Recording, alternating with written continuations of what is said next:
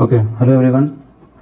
तो हमने last topic में डिस्कस किया था, थोड़ा सा एक प्रॉब्लम डिस्कस की थी। इस पे बेस्ड थी वो कंपोजिट बार्स पे।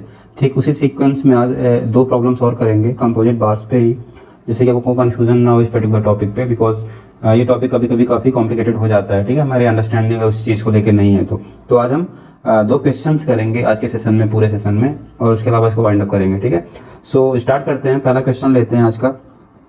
सो क्वेश्चन है हमारे पास, एक क्वेश्चन हमने किया था ठीक है पहले ही, तो आज उसी तरह का दूसरा क्वेश्चन लेते हैं, बट यहाँ पे थोड़ा सा कंडीशन हमारे पास अलग होगी। Question says a steel rod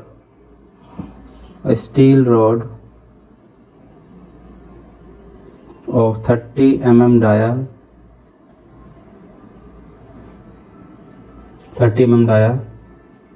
is enclosed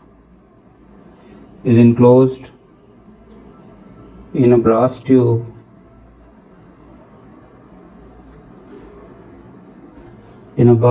tube of 42 mm external dia and 32 mm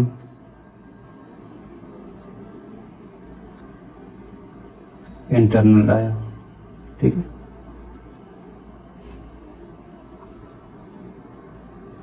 each is 360 mm long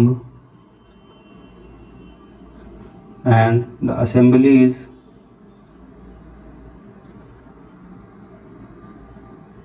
rigidly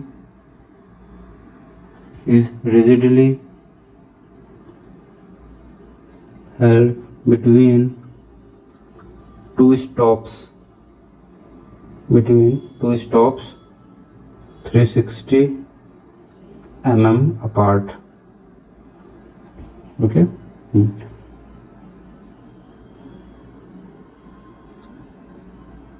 the temperature of the assembly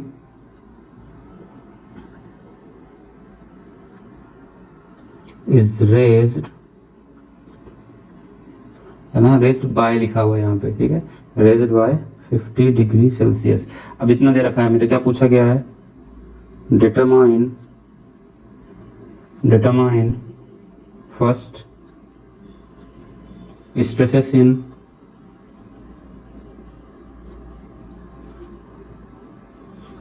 tube and rod. Second है हमारे पास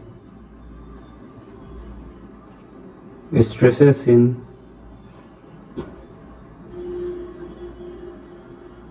tube and rod if the stops yield by 0.15 mm। ठीक है, and third point है हमारे पास, या फिर दो ही करते हैं, हमारे पास दो ही इंपॉर्टेंट है। ठीक है, इसको समझने के लिए हमारे पास इसमें ऑब्वियस ही बात है, थोड़ा सा डाटा भी देना पड़ेगा। तो मैं दे रखा है E of steel is approximately 210 होता है, तो 205 giga pascal is given to us. E of brass is also given 90 giga pascal. Alpha of steel is given as 11 × 10⁻⁻7 पर degree Celsius, and alpha of brass is given as 19 × 10⁻⁻6 पर degree Celsius. ठीक है, इसमें दिया degree Celsius या kelvin में हमें कोई फर्क नहीं पड़ता है, हम इस चीज़ को पहले ही देख चुके हैं। ठीक है, तो सॉल्यूशन करते हैं सबसे पहले। ठीक है, based on the given data. अब देखो यहाँ पे क्या है, एक चीज़ का ध्यान में रखना, ये जो केस है हमारे पास, पहले बना लेते हैं इसको कि एक्चुअली दिखेगा कैसे, जिससे आपको चीज़ें समझ में आए कि हाँ इस तरह से दिखेगा। ठीक है, असेंबली का डायग्राम कभी कभी दिया होता है, कभी कभी नहीं दिया जाता है, तो ठीक है।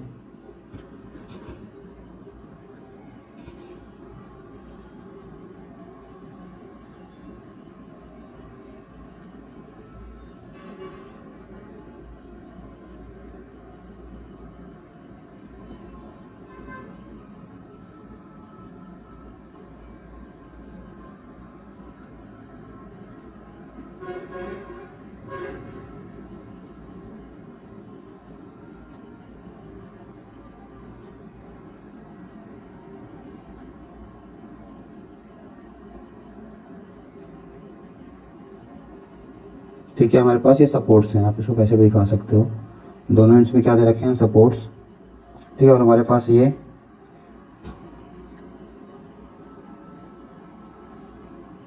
ट्यूब है, ठीक है, जिसके अंदर हमारे पास स्टील मटेरियल, अंदर वाला मटेरियल क्या हमारा स्टील है, this is our steel material. ठीक है, आगे हमें सारी डायमेंशन दे रखी हैं, स्टील का डायमीटर कितना दे रखा है अंदर वाला, that is given 32 mm। Okay, और हमारे पास ट्यूब है, सॉरी हमें दिया है 32 30 32 एंड 42। ओके, तो ये हमें दे रखा कितना 30 mm। उसके बाद ये ट्यूब है हमारे पास, उसका inner diameter, this is the tube ना, ट्यूब का इनर डायमीटर तो हमारा ये वाला रहेगा, यहाँ से लेके यहाँ तक, this is given as 32 mm। और जो आउटर डाया है वो कितना दे रखा है हमें 42 mm। ठीक है, तो ये कुछ इन्फॉर्मेशन हमें दे रखी है।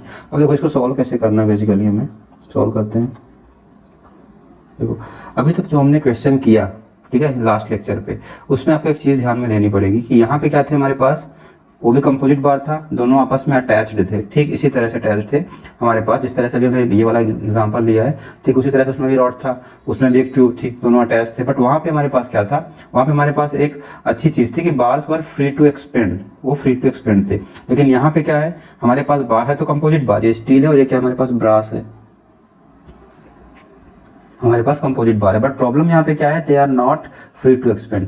देखो जब भी हमारे पास इस तरह की कंडीशन होगी कि हमारे पास दोनों एंड्स पे कोई कांस्टेंट लगा दिया और बार को फ्री टू एक्सपेंड नहीं होने दिया, तो ऑब्वियस ही बात है हम कंपोजिट बार्स को भी वैसे ही डील करेंगे जैसे कि हम नॉर्मल बार्स को डील करते हैं। आई बात समझ में।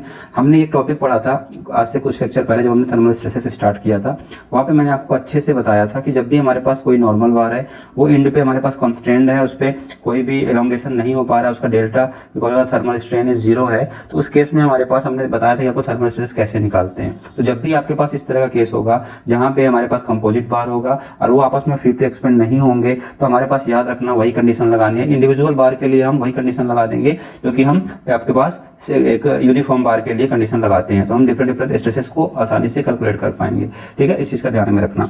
अब ये कंडीशन थोड़ी सी चेंज हो जाती है अगर हमारे पास यहाँ पे इंड्स पे ये सपोर्ट ना दे रखा होता और बोलता है कि बार्स पर ये composite bar is free to end, तो वहां पे रोल आता कि डिफॉर्मेशन होता, थर्मल डिफॉर्मेशन होता। उसमें क्या आता है कि हमारे पास ब्रास और स्टील के फिर हम अल्फा देखते हैं, अल्फा के हिसाब से उनमें क्या होता, एक इसको टेंसाइल फोर्स लगाता, दूसरे पे दूसरा उस पे कंप्रेसिव फोर्स लगाता, तो लेंथ में चेंजेस होते। बट यहाँ पे लेंथ में कोई चेंजेस हो ही नहीं रहे हैं। ठीक है, यहाँ पे क्या है, हमारे हमने इसको डिफॉर्मेशन इवन 1% भी होने नहीं दिया। तो जब हमने डिफॉर्मेशन होने नहीं दिया तो ऑब्वियस ही बात है हमारे पास केवल और केवल जब आप इसका टेम्परेचर राइज करोगे तो क्या होगा, केवल और केवल थर्मल स्ट्रेस डेवलप होगी हर एक मटेरियल में, चाहे वो स्टील हो चाहे ब्रास। तो इस तरह की चीजों में जब भी हमारे पास कंपोजिट मटेरियल आएगा, याद रखना जरूरी नहीं होता है कि आप अपने इक्विलिब्रियम इक्वेशन और कंपैटिबिलिटी इक्वेशन लगाने स्टार्ट कर दो। नहीं, आप देखो कि किस तरह की कंडीशन है, किस तरह के कॉन्स्टेंट्स हैं, उसके बेसिस पे ही हम अपने फार्मूलेस को यूज करेंगे। ठीक है, तो मैंने बता दिया अगर इस तरह से कंडीशन रहेगी यहाँ पे हमारे पास कांस्टेंट इस तरह से रहेंगे, तो उस केस में हम क्या करेंगे, हम जो भी फार्मूला हमने पढ़ा है नॉर्मल बार्स के लिए हम सेम फार्मूले को लगाएंगे और कुछ भी नहीं करेंगे। This length is given how much 360 mm। ठीक है, इसको लिख लेते हैं 360 mm, ये टोटल लेंथ दे रखी है और यहीं पे हमारा सपोर्ट। ठीक है, तो मतलब कि हमें कुछ करना ही नहीं है इसमें, तो इसमें तो दिमाग ही ज्यादा नहीं लगाना है, इसमें सीधा सीधा प्रॉब्लम है उसको सीधा सीधा ही कर देते हैं। ठीक है, तो इसने क्या पूछा है कि आपके पास आपने इसका टेम्परेचर कितने डिग्री से राइज किया है, बाय, यहाँ पे बाय लिखा हुआ है, 2 नहीं लिखा हुआ है। 2 लिखा होता तो क्या होता है, एक पर्टिकुलर टेम्परेचर पहले से देता है कि पहले इतना था अभी इतना हो गया, तो वहाँ पे डिफरेंस लेते हैं। लेकिन बाय का मतलब है ऑलरेडी डिफरेंस दे रहा है हमको, तो यहाँ पे डेल्टा टी और टी की वैल्यू कितनी हो जाएगी 50 डिग्री सेल्सियस ऑलरेडी। ठीक है, ऑटोमेटिकली, तो इसमें हमें कुछ चेंज करना ही नहीं है। ठीक है, तो आओ निकालते सबसे पहले, पहला क्या, stresses in tube and rod. तो पहला हमारा सीधा सीधा हो जाएगा स्ट्रेस इन ट्यूब मटेरियल। क्या हो जाएगी हमारे पास stress in tube material, obvious ही बात है थर्मल स्ट्रेस ही आएगी। थर्मल स्ट्रेस कितनी होती है, सिग्मा ट्यूब इन ब्रास, या भी मैं इसको इस तरह से लिख सकते हो, ब्रास मटेरियल में थर्मल स्ट्रेस क्या होती है, हमने पढ़ा था ना, क्या होती है, अल्फा टी तो हमारे पास स्ट्रेन होता है, इससे मल्टीप्लाई हो जाता है, मतलब अल्फा ऑफ ब्रास, मतलब जो हमारे पास टेम्परेचर होता है T into E of brass, तो हमारे पास क्या हो जाएगी, ब्रास में थर्मल स्ट्रेस आ जाएगी। अल्फा दे रखा है ब्रास का, कितना दे रखा है 19 इंटू 10 की पावर -6, टेम्परेचर तो 50 से रेस किया है, उसमें करना ही नहीं है, और ई ऑफ ब्रास भी दे रखा है शायद 90 गीगा पास्कल। आई होप कि 90 को गीगा पास्कल को कन्वर्ट करना सबको आता होगा। 90 गीगा पास्कल है, इसको हमें किसमें रखना, इसमें अच्छा इसको किसमें कन्वर्ट करना है आपको, ये सारी चीज़ें किसमें है, देखो यहाँ पे कहाँ गया हमारा अल्फा भी 19 × 10⁻⁶, ये तो पर्टिकुलर से टेम्परेचर 50। हाँ, अब इसको हम किसमें निकाल रहे हैं, ध्यान में रखना, मेगा पास्कल में। मेगा पास्कल में निकालना है कोई चीज़, 10⁻³ से बस मल्टीप्लाई कर देंगे तो हमारे पास मेगा पास्कल में कन्वर्ट हो जाता है इजीली। ठीक है, तो इसको सॉल्व करेंगे, इसको मल्टीप्लाई करो, देखो कितना आ रहा है। I think this will come approximately 85.5 mega pascal. ठीक है, ये स्ट्रेस इन ट्यूब मटेरियल आ गया। सिमिलरली आप निकाल सकते हो स्ट्रेस इन स्टील मटेरियल, बोलो स्टील रॉड, ये बोलो स्टील बार बोल दो। ठीक है, आपका जो मन पड़े, बार हमारा अंदर है। क्या करोगे, कुछ नहीं करना फिर से भाई, सिग्मा इन स्टील थर्मल स्ट्रेस क्या करोगे, alpha of steel temperature change into E of steel. Alpha steel को कितना दे रखा है, 11 × 10⁻⁻⁶। टेम्परेचर तो सेम ही रहेगा, राइस क्योंकि दोनों को तो सेम ही बढ़ाया है। Alpha of steel 205 mega pascal, 205 × 10⁻³ तो मेगा पास्कल में कन्वर्ट हो गया। सो अगर आप इसको मल्टीप्लाई करोगे तो कितना आएगा आपको, अप्रॉक्सीमेट 112.75 मेगा पास्कल है, ये मिली पास्कल नहीं है, मेगा पास्कल। तो ये हमारे पास स्ट्रेस इन स्टील बार हो गई। पहला केस खत्म, यही पूछा था क्या आएगा। आपको पूछे कि नेचर कैसा होगा, तो ऑब्वियस सी बात है, आपको पता है हमारे पास टेम्परेचर राइज करोगे लेकिन बार्स पे इलोंगेट होने नहीं दोगे तो क्या नेचर आएगा, कंप्रेशन, कंप्रेशन आएगा। इसमें भी क्या आएगा, कंप्रेशन आएगा। यस और नो, कंप्लीट पहला पार्ट। दूसरा पार्ट आते हैं, दूसरा पार्ट में क्या था, stresses in tube and rod if the stops yield by 0.15 mm। कुछ नहीं करना था इसमें, मैंने बोला सारी कंडीशन कौन सी लगेंगी जब तक हमारे पास सपोर्ट्स ऐसे दे रखे हैं, वही जो हमने फ्लूइड ट्रैक्शन वाली पढ़ी थी, नहीं कौन सी वाली पढ़ी थी, जब हमारे पास सपोर्ट्स थे इंड्स पे। ठीक है, इंड यील्ड कर रहा है, ये कर रहा है, वो कर रहा है। ठीक है, तो व्हेन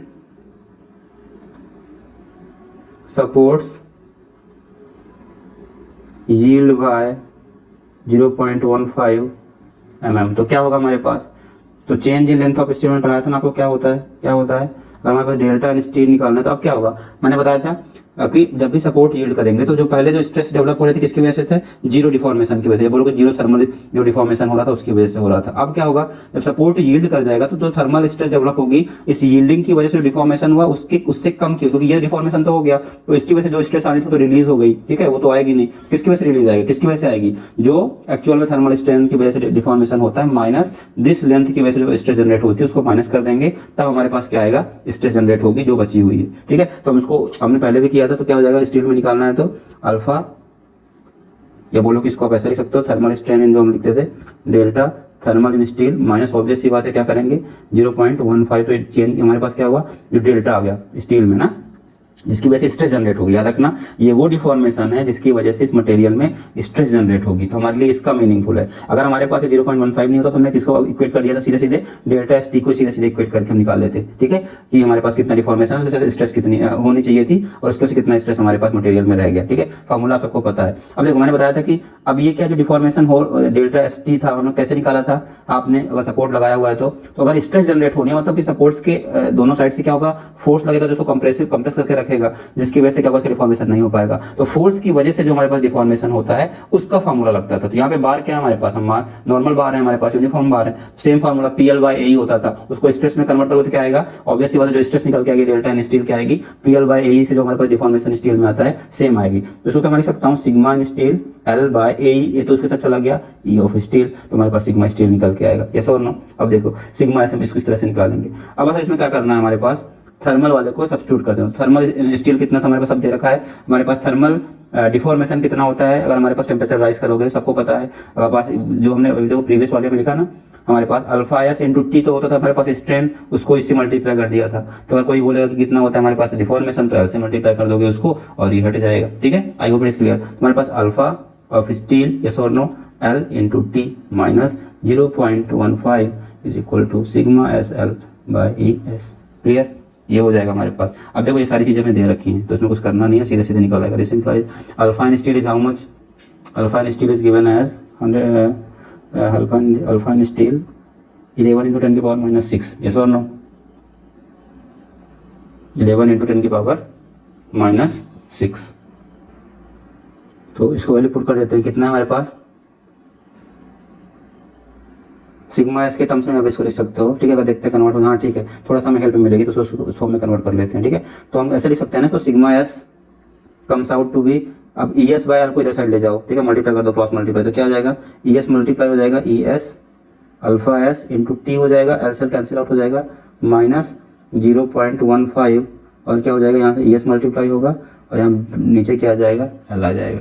कोई डाउट इसमें नहीं है, ठीक है। तो देखो हमने इसकी वैल्यू ऑलरेडी निकाल चुके हैं, E S alpha S T ऊपर निकाला ना, ई एस अल्फा एस और टी की वैल्यू कितनी आती है 112 माइनस 112.75 112.75 माइनस 0.15 इंटू, अब यहाँ पे ई एस से मल्टीप्लाई करना पड़ेगा।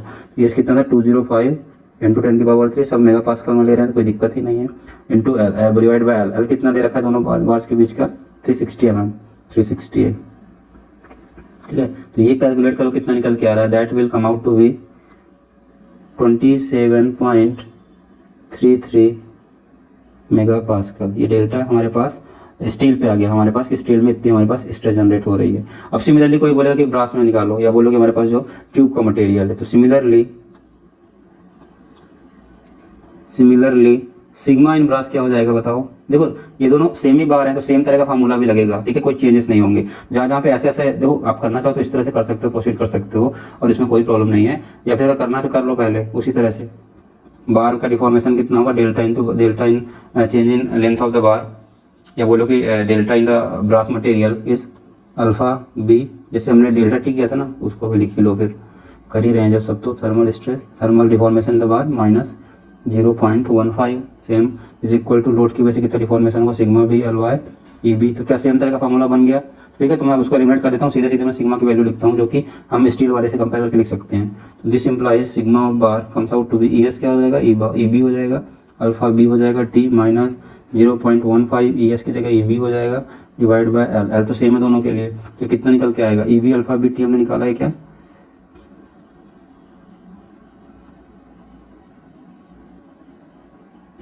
ई B alpha B into T का 85.5, ठीक है। तो इसको लिख लेते हैं सीधे 85.5 आ गया यहाँ पे माइनस 0.15 इंटू ये कितना था 90 दिया हुआ था 90 10 की पावर 3 मेगा पास्कल, एल 360 दे रखा था। करो इसको कितना आ रहा है, I think it comes out to be 48 mega pascal, ठीक है। तो हमारे पास दोनों आंसर्स आ गए, कोई तरीका नहीं, सिमिलर वे में, ठीक है, इजी था इस तरह से करना, ठीक है। तो आई होप अगर हमारे पास सपोर्ट यील्ड करेंगे उस तरह के प्रॉब्लम्स आएंगे तो ये इस तरह से हम उसको सॉल्व करेंगे और आपको ये चीज़ें समझ में आ गई हैं, ठीक है। तो किस तरह से कंपोजिट बार को डील करना है उस चीज़ को हमें अंडरस्टैंड करना है, ठीक है। तो एक तो ये तरीका हो गया हमारे पास इसको सॉल्व करने का। अब एक लास्ट प्रॉब्लम लेते हैं, ठीक है, उसको करते हैं क्योंकि इसमें थोड़ा सा हमें एक अलग सा कॉन्सेप्ट है, ठीक है।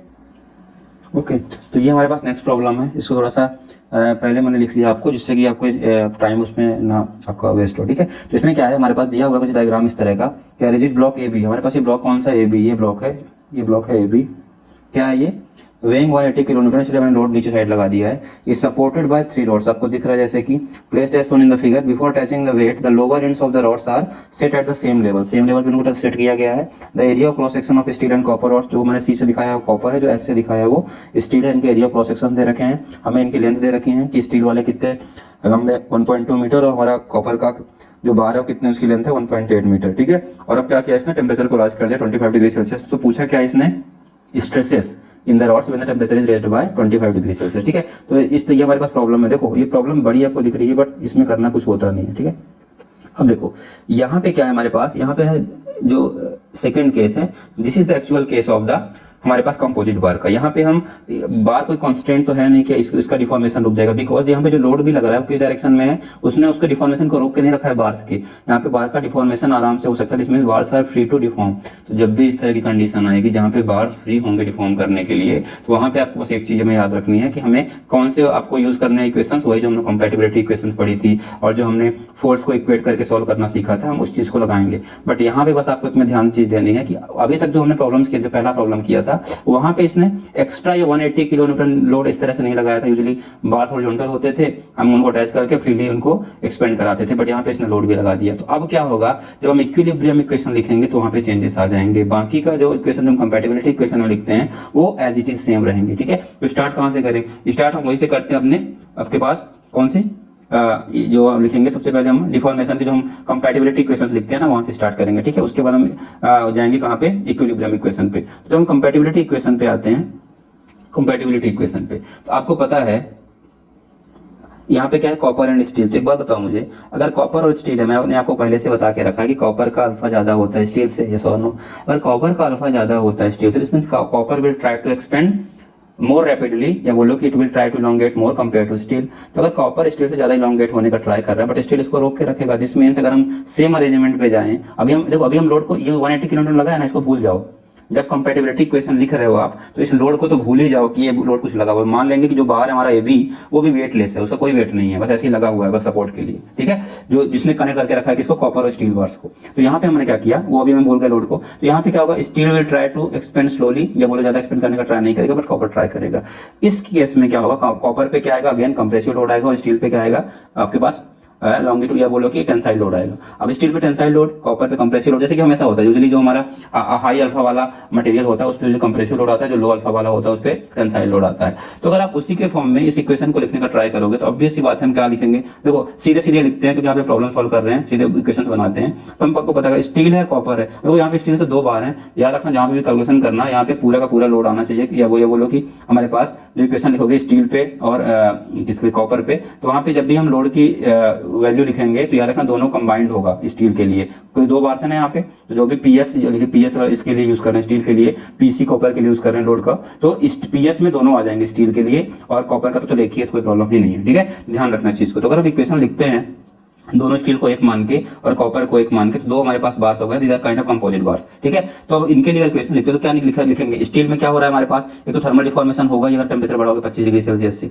दूसरा क्या होगा, अब इस पे टेंसाइल लोड भी लगेगा, तो टेंसाइल लोड की वजह से डिफॉर्मेशन होगा। तो अगर हम इसको लिखते हैं तो क्या होगा, alpha in steel into length of steel into temperature change, plus होगा ना जो हमारे पास डिफॉर्मेशन होगा टेंसाइल लोड की वजह से, तो स्टील में जो लोड होगा उसके PL/A होता है ना, AES, वो किसके बराबर होगा।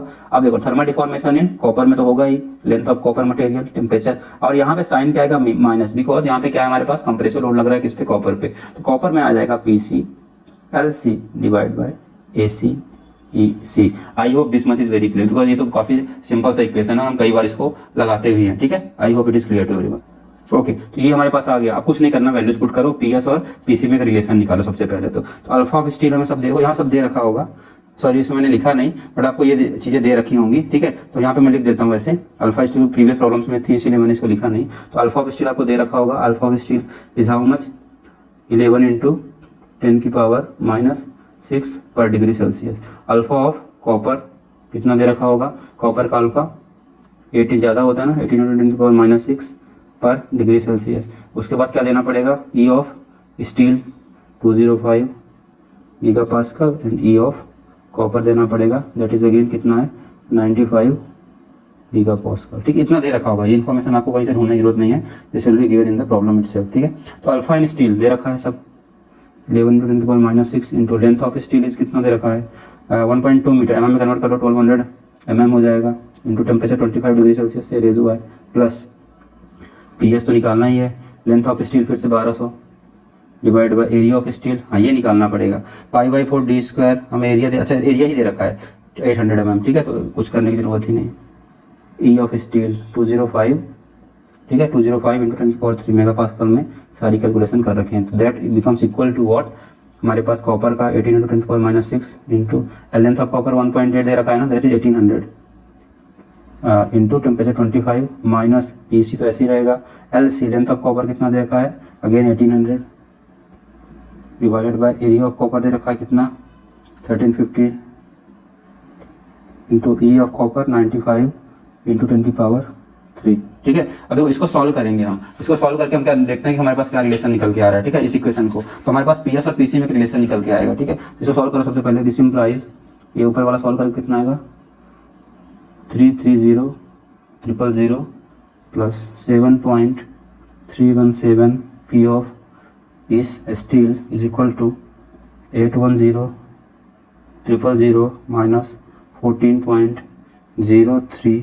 P ऑफ कॉपर, ठीक है। इससे क्या निकलेगा, this implies P of steel comes out to be 65,601 minus 1.918 P of copper निकल के आएगा। तो ये हमारे पास एक रिलेशन आ गया किससे किसके बीच में, लोड जो कि स्टील पे लग रहा है और जो लोड जो कि कॉपर पे लग रहा है। तो ये किससे आया, कंपैटिबिलिटी इक्वेशन से आ गया। अब हम क्या लगाएंगे, from equilibrium equation, from equilibrium equation.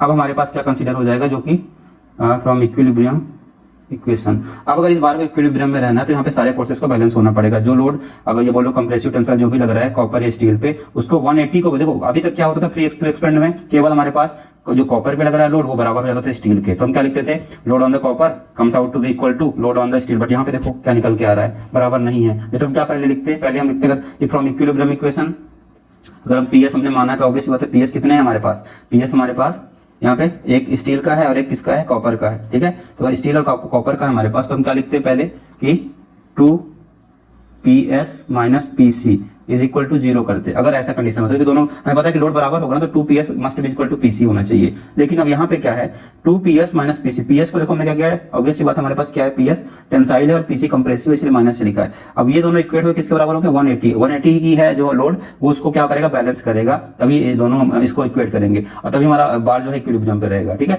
तो पहले क्या होता था फ्री टू एक्सपेरिमेंट में 2PS must be equal to PC, वो हो जाता था। बट यहाँ पे ऐसा नहीं है, वहां पे यहाँ पे लोड भी दे रखा है। अगर जब भी आपको लोड देगा तो याद रखना, लोड देने पे हमारे पास कंडीशन अलग हो जाएगी। वहां पे हम इक्विलिब्रियम लगाने पे लोड्स को इक्विलिब्रियम में करना बहुत जरूरी है, और वो तभी होगा जब इस 180 को आप, जो हमारे पास नेट फोर्स आ रहा है इस बार पे, इस बार के असेंबली पे, उसको 0 करना पड़ेगा। तो वो कैसे होगा, इक्विलिब्रियम से 2PS minus PC equal to 180। ठीक है, अब 180 तो हमने लिख दिया, लेकिन 180 देख लेते हैं किस यूनिट में, किलो न्यूटन, उसको न्यूटन में कन्वर्ट कर लो, इंटू 10 की पावर 3। तो हमारे पास ये दूसरा रिलेशन निकल के आ गया कि हमारे पास 2PS minus PC equal to इतना हो रहा है।